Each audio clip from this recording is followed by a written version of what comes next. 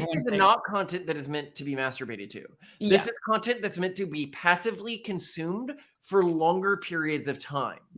I Mhm. think that type of content may explicitly be appealing to this new type of man who Mm. has much lower testosterone and hasn't fully differentiated into a male. Wow. That is what I think is really interesting here. Is it's actually like porn, but for the next generation. Would you like to know more? Hello, Malcolm. Hello, Simone. I am so excited to be talking to you today because we're going to do something new. We're going to try to do something at least semi-topical because we've talked about doing this for a while. And this is on this meme that's been going around of this new style of video within TikTok. And we will have some examples of it play here. Crunchy corn, yum. Yeehaw. Pizza, yum. Ice cream. Yum. Bread, yum. Yum. I'm hungry. Crunchy corn, yum. The two most prominent people doing this are Cherry Crush and somebody named Pinky Doll. What I want to get into with this is what is really going on here. Because I think a lot of people are just looking at this and being like, this is absurd. This is weird. Well, this makes me sick. That's a really common response. It's like, this is a sign of the degradation of our society. But I actually think that there's a more interesting phenomenon here than that. And the people who are getting engaged with this as content producers, especially these early people, have shown themselves to be incredibly astute, intelligent, and understand aspects of the human condition that we may not have full access to. I also think this might represent a change in human biology that we've been seeing with drops in testosterone and stuff like that, which is something I'm really excited to dig deeper into. But first, let's talk about... I guess I'll start with Cherry Crush. Okay. Because I think it's easy to look at this person and because what she's doing is ridiculous, assume that she doesn't like that she's incompetent or something like that, or she's just your standard like e-thought. But she's actually been at the forefront of several online phenomenons in a way that's allowed her to monetize them. So two other online phenomenons that she was at the forefront of and has done quite well within. One is the ASMR movement. Okay. You're familiar with ASMR? Do you want to talk to that to some extent? Yes. ASMR involves riffing on a genuine kind of tickling feeling that you can get or tingling feeling that you can get from certain subtle sounds. So examples of ASMR are people like unwrapping delicate things, brushing hair.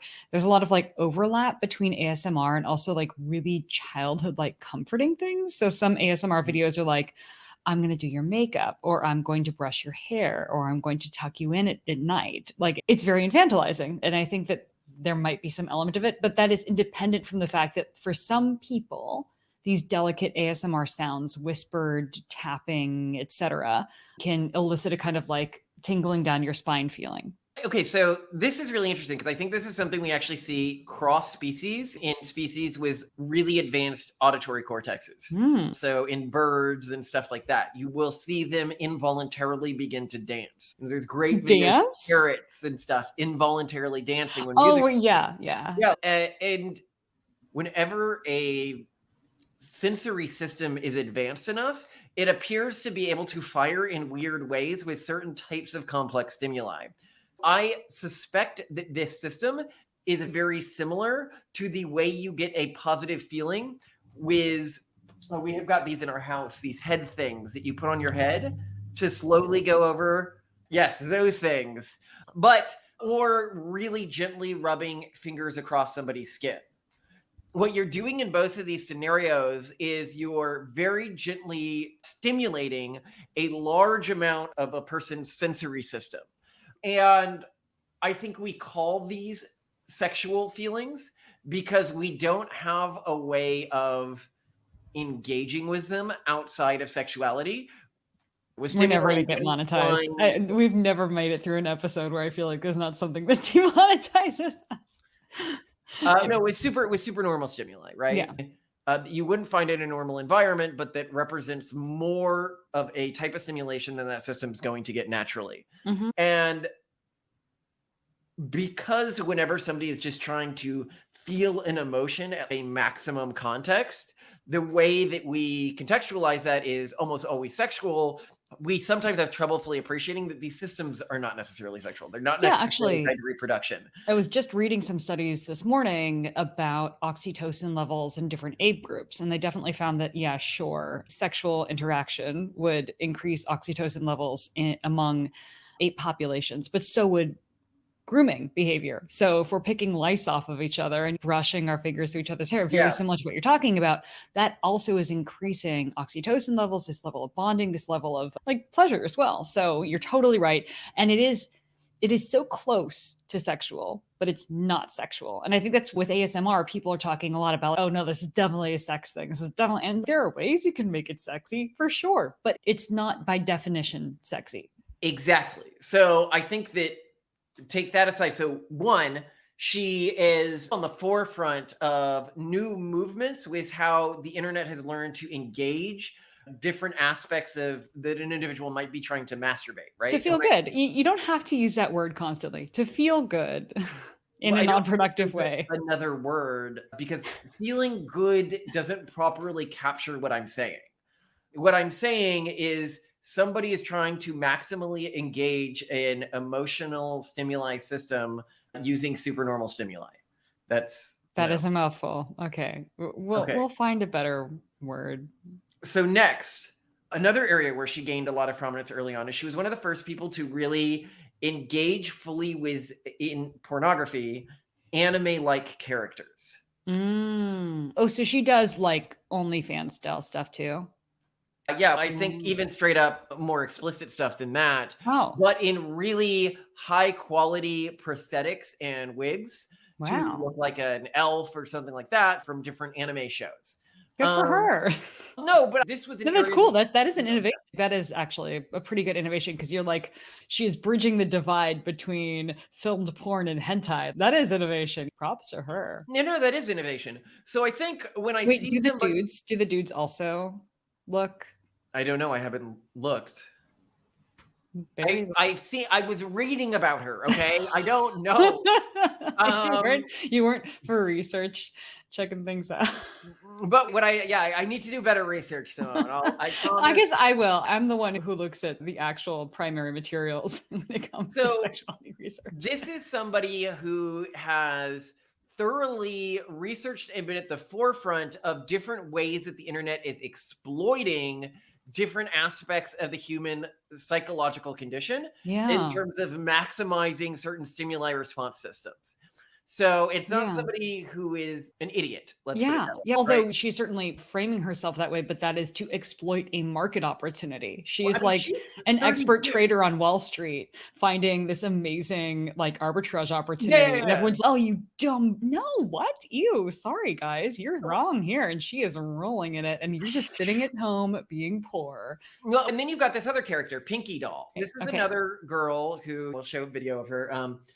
For you. Take your cash, take your kilo. Yes, yes, yes. Take your in. Oh, thank you, Samantha. This is so cool. Take your cat in. Take your meals. Take your I'm ready. Gang, gang. Oh, thank you, baby. This is. Then you have Pinky Doll, who's the other character who's become very popular in doing this, right? So you could dismiss her, say, okay, she's just jumping on a trend or something like that, because this wasn't a trend that either of them invented. Somebody got popular doing this, I think, basically accidentally in Japan, and then it became a thing there, and then they were looking for what's the next thing, and that's when they brought this to the US and made Well, and it I've big. seen this style riffed on in very different contexts. Explain what you mean by that. Like people posting videos like to Reddit and whatnot where they or their girlfriends or their boyfriends are acting like NPCs and moving like NPCs, and they're really satisfying to watch. But I've not seen it in a like feed streamer OnlyFans context or shorts. Yeah, and I think that this is something different. I think the NPC, I think it's closer to ASMR than it is to anything else. But it is a style. It is stylized and it is satisfying. Like it's a very satisfying thing to watch for some reason. Yeah, See this let- crossover between video games and a human. But before we talk too much about it, let's talk about Pinky Doll, because I want to establish that neither of these people, they may dress like the way we would aesthetically assume a stupid person would dress, but I think that's more to please their audience than a sign of their actual intelligence or understanding. Pinky Doll does a very interesting thing in her videos that is unrelated to this, which is she will hold Curling iron. Yeah, curling iron, and in the center of it will be a kernel of popcorn, and she will hold it till it pops, and then she'll go pick up another one and then do it again, and hand pop entire things of popcorn. And some people, when they're trying to copy the style now, I've seen people, they'll just hold curling irons, not understanding why she's doing this or what she's doing. Oh no. So what is she actually doing here? She is creating anticipation, which increases viewer watch time. Oh. So if a viewer sees her holding this, they're going to ask, is that what she's doing? I'm going to at least wait to see if this thing if pops. a kernel pops. Yeah. Oh my gosh. And it's also, you've got some operant conditioning in there because you don't know when it's going to pop. It's totally unknown. And it creates cut points for you, the viewer. You are unlikely, if you've been watching for a while and she's been holding it for a while since the last pop, you're not going to want to leave until the next pop. A bit of a one more turn thing, because it's created into individual units of time through this system. And as soon as you've just gotten that last dopamine hit from the last pop, you're waiting for the next one. Meanwhile, she's doing this complete other system that's engaging a complete other mental system. Describe this. Yeah, so let's talk about what this phenomenon is. So the viewers will have seen it. I will have played a few video clips of it, so they'll understand what's going on. But the way that they would frame what they're doing is they are acting like an NPC, and then people will pay for little tokens, hot dogs and stuff like that. And tacos and roses and corn. Yeah, and as they're going up, they'll pretend to eat them and then make a preset noise.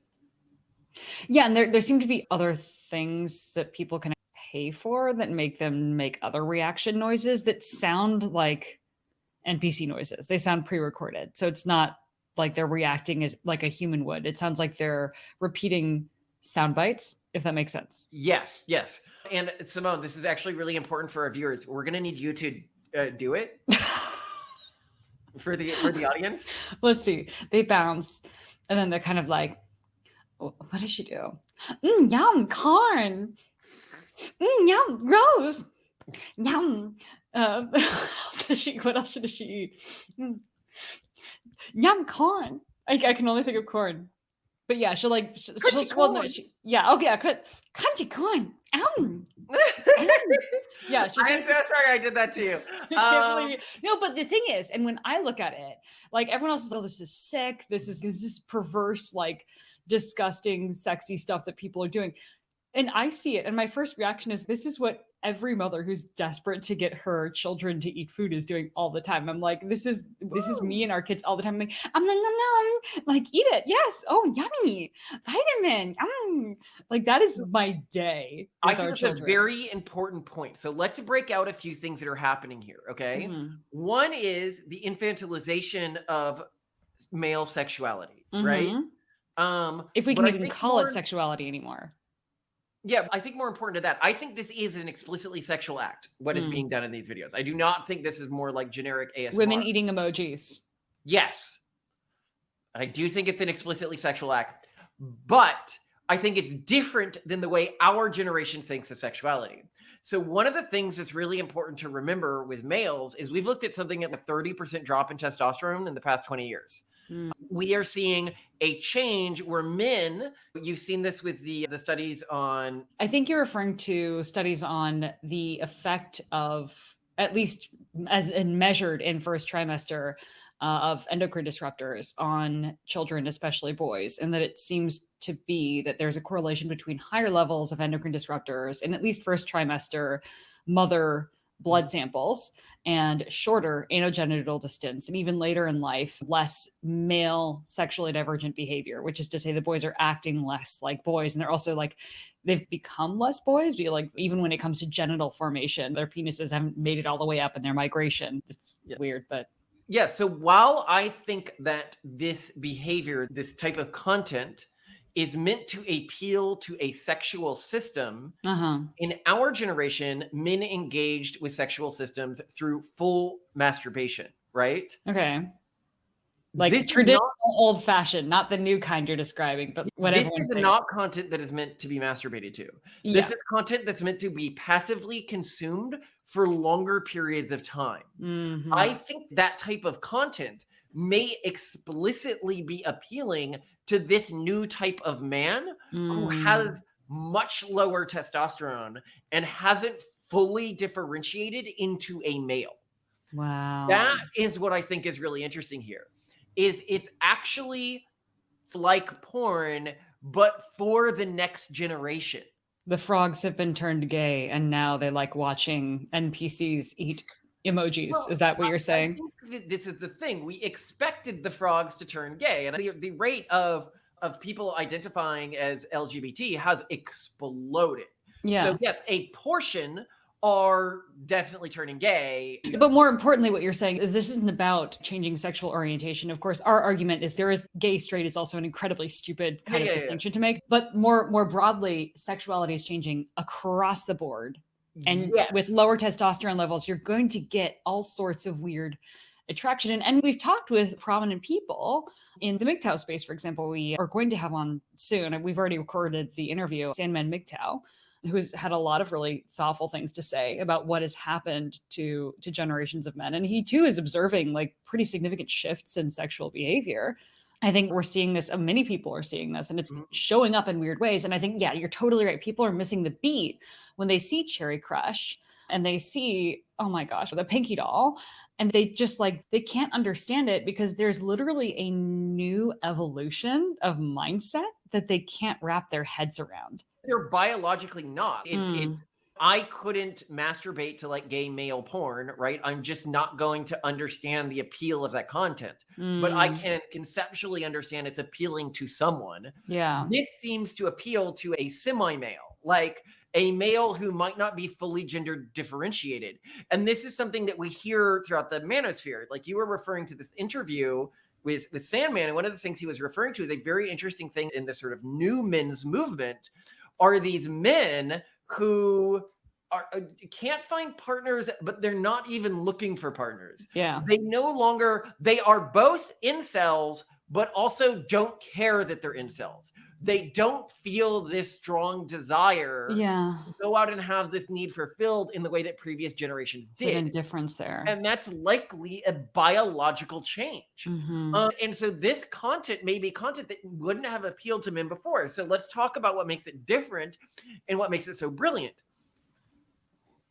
It's not content that's designed to be like masturbated to release, like in a traditional context. Right. It's not content that it's very infantilized content, right? Yes. It's literally how I talk to our children when I'm begging them to eat food. Yeah.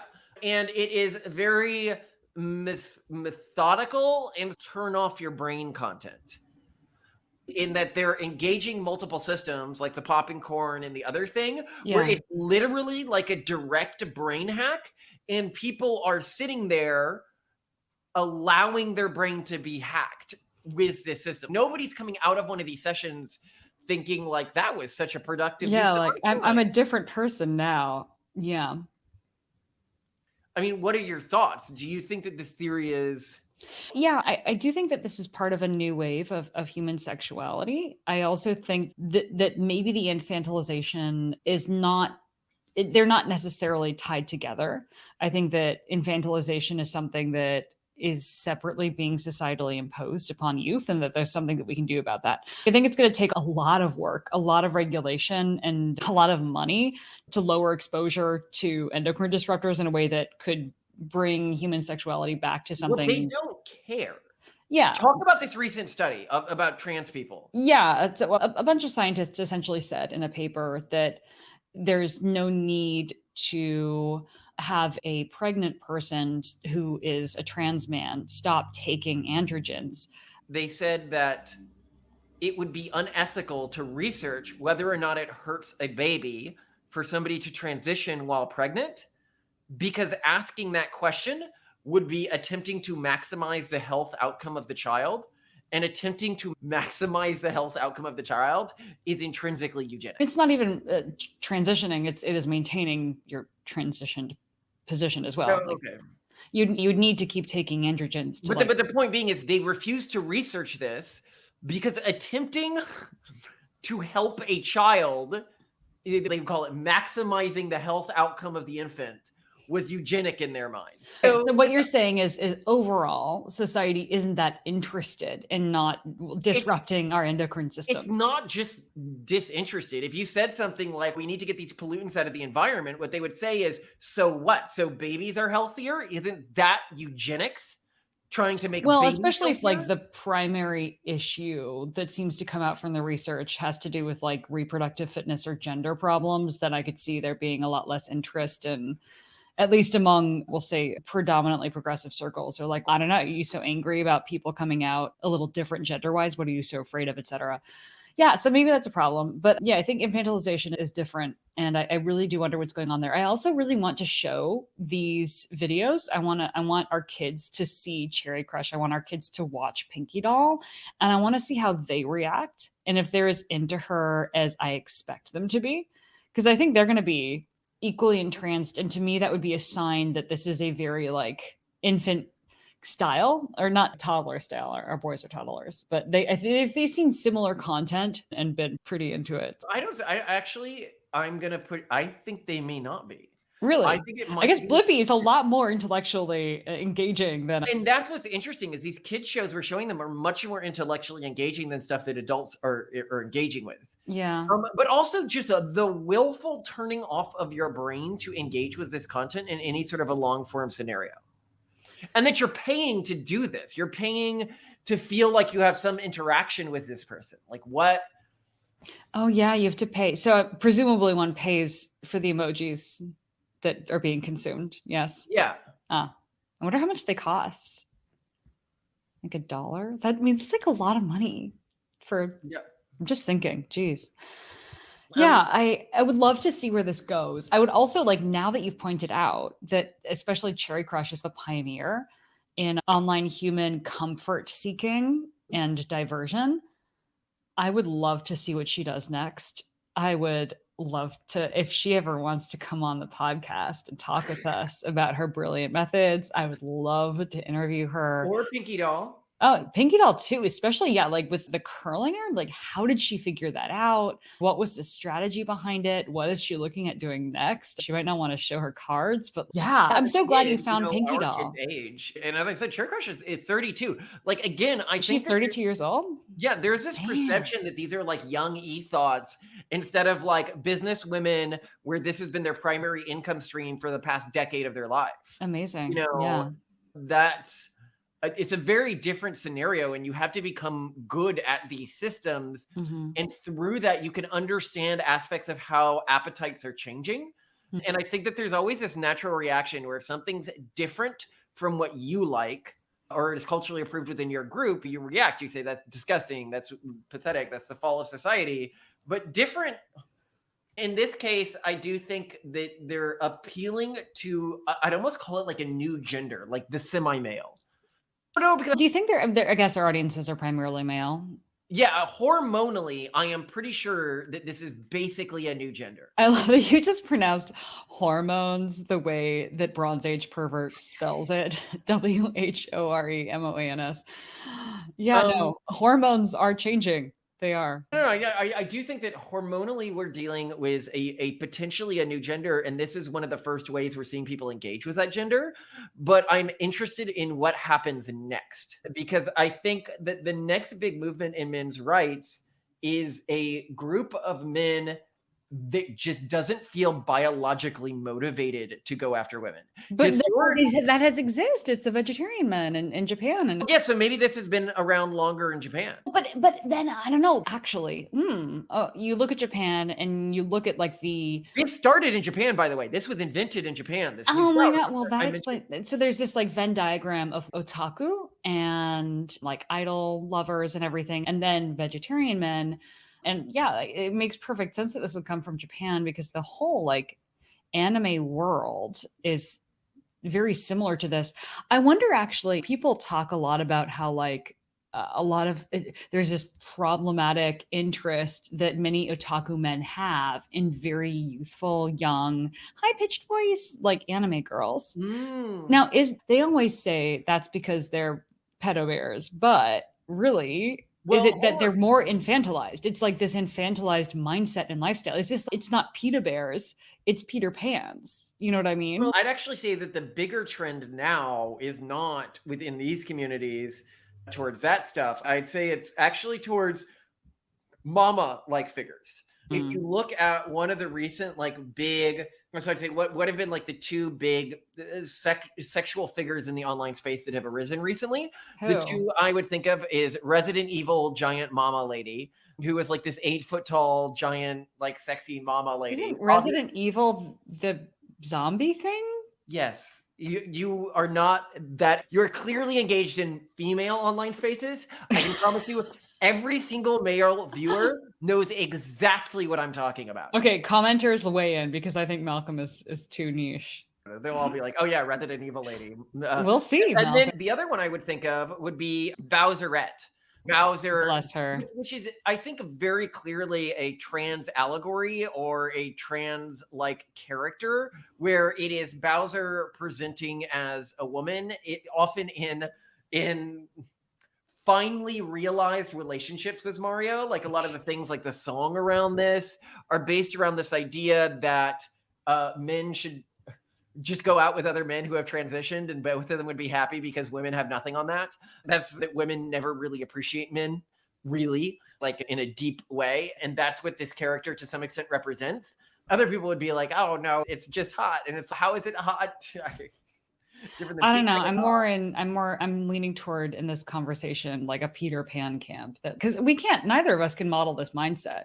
But I think this mindset is more eternally youthful, like pretty cute, energetic, and drawn to that sometimes from the darkness, from a dark place, from a hopeless place, that kind of equally infantilized but hopeful and energetic kind of just energy.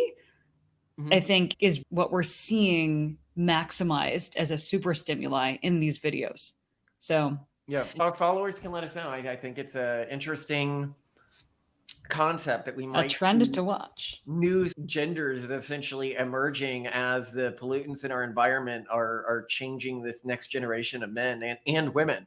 One man's pollutant is another man's magical pill to make Elixir. people cooler. Just saying.